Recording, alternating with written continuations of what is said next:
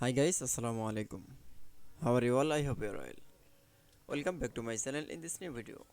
Today's video, how to remove raw and columns in Outlook without losing data.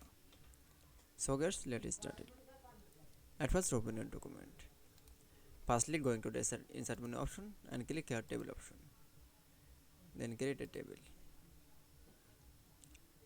Then I now I can see that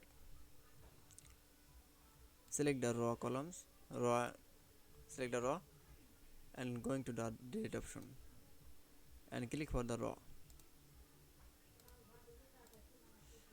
Then again that columns remove, select the columns, going to the delete option and click here columns.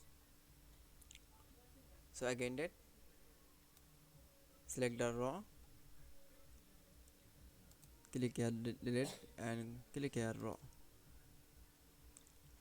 and then again columns remove, select the columns and click the delete option and click for columns. I hope you enjoyed the video. Please like, comment, share and subscribe my channel.